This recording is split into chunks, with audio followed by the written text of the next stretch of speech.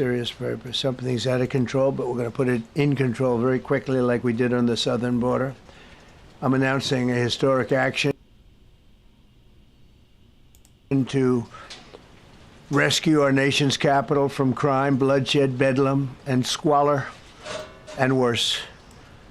This is Liberation Day in D.C., and we're going to take our capital back. We're taking it back.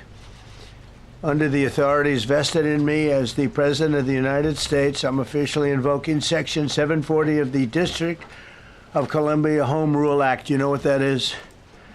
And placing the D.C. Metropolitan Police Department under direct federal control, and you'll be meeting the people that will be directly involved with that.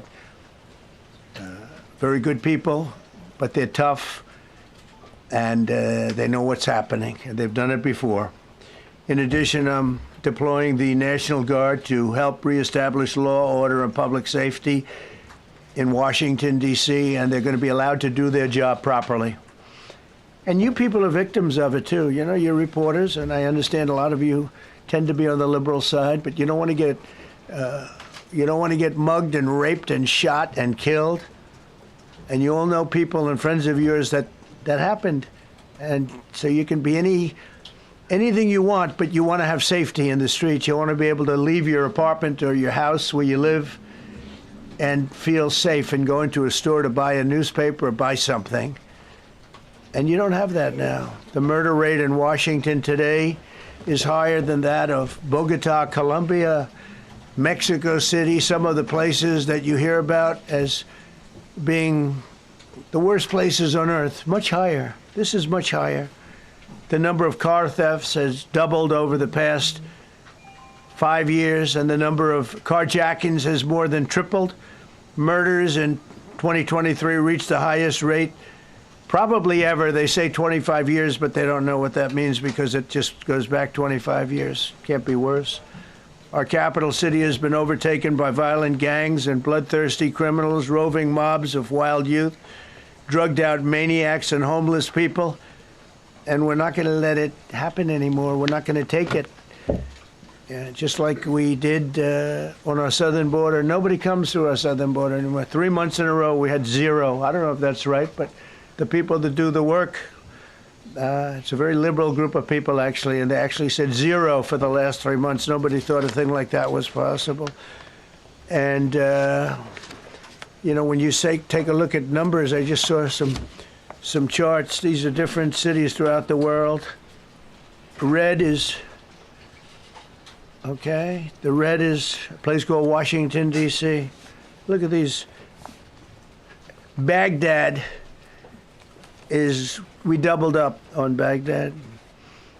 Panama City, Brasilia, San Jose, Costa Rica, Bogota, Colombia, heavy drugs. Mexico City, I mentioned, Lima, Peru, all double and triple what they are. So do you want to live in places like that? I don't think so. I don't think so. And I think the people in this room, if you wrote correctly, you'd see, look at the kind of numbers we have. D.C., 41 per 100,000, number one that we can find anywhere in the world. Other cities are pretty bad, but they're not as bad as that. That where you want to live? The reporters of the world?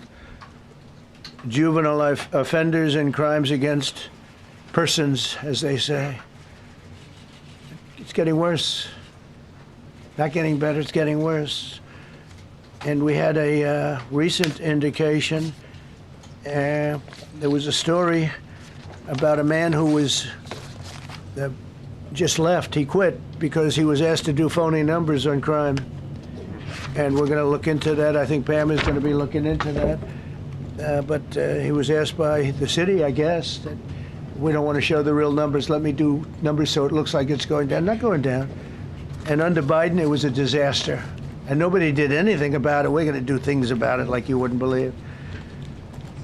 Every American has a constitutional right to be able to access and petition their government in safety, and countless federal officials and employees likewise have the right to carry out their jobs in peace without being shot. As you know, I lost a very good person a while ago was shot waiting for his wife. He was in the car. They robbed his car. They shot him. They killed him like it was nothing to it.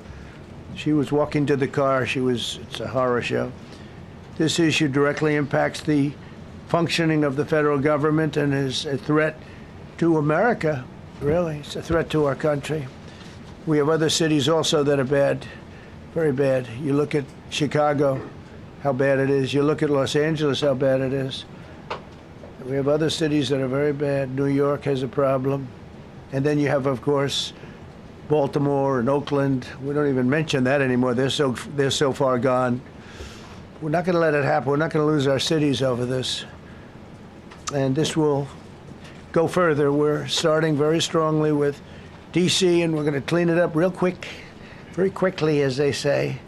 Days ago, a former member of the DOJ staff was savagely beaten by a band of roving thugs after defending a young woman from an attempted carjacking. He was left dripping in blood. He thought he was dead with a broken nose and concussion. Can't believe that he's alive. He can't believe it. In June, a 21-year-old congressional intern was tragically killed after being hit by a stray bullet in a drive-by shooting. A former Trump administration official named Mike Gill, fantastic person, was murdered last year in cold blood in a carjacking blocks away from the White House. We all knew him. Great person. Waiting for his wife as she was walking to the car. A Democrat congressman was also carjacked at gunpoint not far from the Capitol. And in 2023, an aide to Senator Rand Paul was stabbed in the chest and head by a demented lunatic as he walked down the street, just absolutely for no reason. Horrifically, last July 4th weekend, a 3-year-old girl was shot in the head and killed while sitting in a car near the Capitol. It's becoming a situation of complete and total lawlessness. And we're getting rid of the slums, too. We have slums here. We're getting rid of them. I know it's not politically correct. You'll say, oh, so terrible. No, we're getting rid of the slums where they live. Caravans of mass youth rampage through city streets at all times of the day.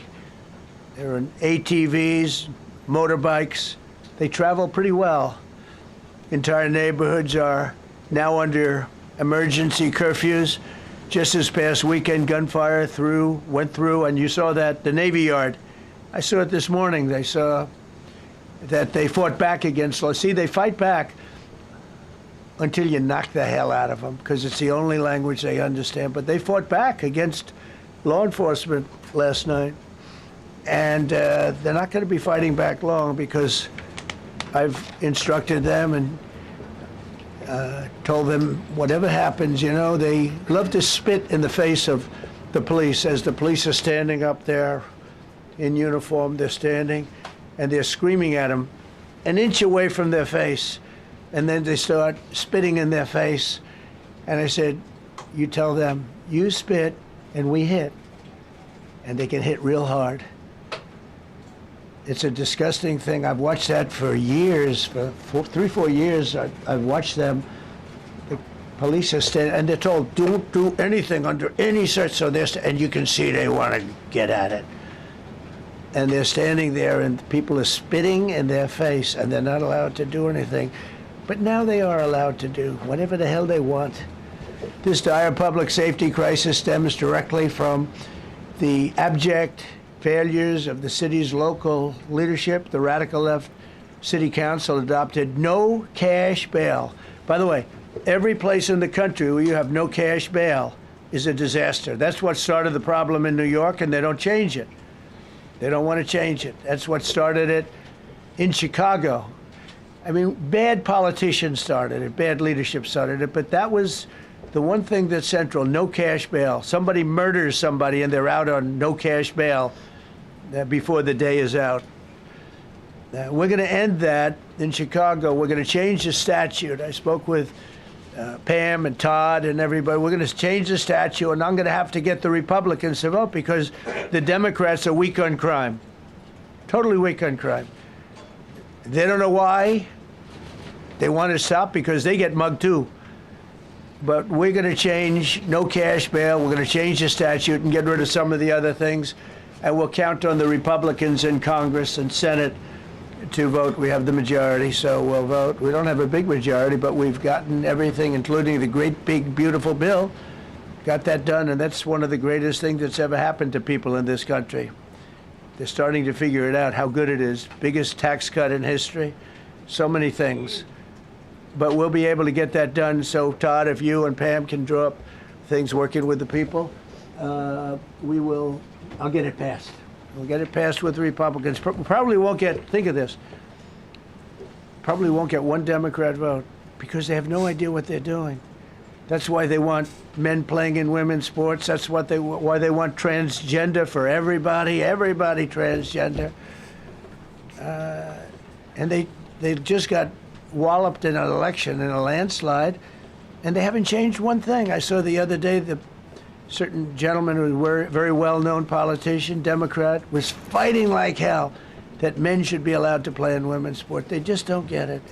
They said it's an 80-20 issue, and I think it's a 97-3 issue. And I don't know who the three are. I've never heard anybody nobody's ever come up to me, sir, you have to let men play in women's sports. You have to do it, sir. Nobody's ever approached me. I don't know where this issue even comes from. Never seen anything like it. But they turned our nation's capital into a sanctuary jurisdiction. That's the other thing. We have to get rid of sanctuary cities as quickly as possible. We're going to do it, too. We have to. Because it's sanctuary for criminals. Releasing illegal alien gang members onto the streets in 2022, nearly 70% of criminals arrested in Washington went unprosecuted. That's not going to happen with the group we have standing aside and standing behind me. And at the Metropolitan Police Department, it's now reached a small number relatively compared to what it was, but it's thousands of people. You know, we have thousands of police. I was told today, sir, they want more police. I heard a number, 3,500 police. That's a lot of police. 3,500. I thought they were going to say, we only have 30 policemen or women. They said, we have 3,500. We need more. You don't need more. That's so many. I never heard. That's like an army. How could you need more than 3,000? It just happened 2 minutes ago. Sir, they've requested more police. Oh, what do they have? About 3,500. I said, 3,500? This is not a big area. It's ridiculous. What you need is rules and regulations, and you need the right people to implement them. And we have the right people here, that I can tell you. Look at the border. Biden said there's nothing you can do. Kamala was the border czar. She never called one of the Border Patrol agents who are great. ICE is great. Never spoke to anybody. Never went there. But she was the border czar. And everybody said it was impossible to fix. I fixed it in 3 months. No, really. I fixed it the first week, but really fixed it over the last couple of months. And I mean, literally to a point where, as I said, 0 illegals entering our country in the last 90 days. Pretty amazing. It's time for dramatic action. We're going to do the same thing over here. It's going to be a very safe city very soon. We're not looking to take years, because a lot of people die in years. And we've got incredible people in this country, except we have to allow them to do their job. And that we will deliver like nobody's ever delivered before. I actually think it's easy. You know, if you're competent, it's easy. If you're incompetent, it's impossible. But I'm very competent. Last week, my administration surged 500 federal agents into the district, including from the FBI, ATF, DEA, Park Police, the U.S. Marshal Service, the Secret Service, and the Department of Homeland Security. You know, a lot of nations, they don't have anything like that. They got some police, and they're rough police. They don't have DEA, ATF, FBI, Park Police, the U.S. Marshal Service, Secret Service, Department of Homeland Security. They got some police, but they're rough police, and they do their job. They don't have crime. We're not going to have crime either. They made dozens of arrests, and that's what It's what starts to happen. Again, cashless bail. Watch what we do with that. Today, we're formally declaring a public safety emergency. This is an emergency. This is a tragic emergency. And it's embarrassing for me to be up here. You know, I'm going to see Putin. I'm going to Russia on Friday. I don't like being up here talking about how unsafe and how dirty and disgusting this once beautiful capital was, with graffiti all over the walls. It's another part of it, by the way, because we're talking about safety, but we're also talking about beautification. We have the most beautiful, potentially, capital in the world. We always had. But people come from Iowa, they come from Indiana, they come and then they get mugged.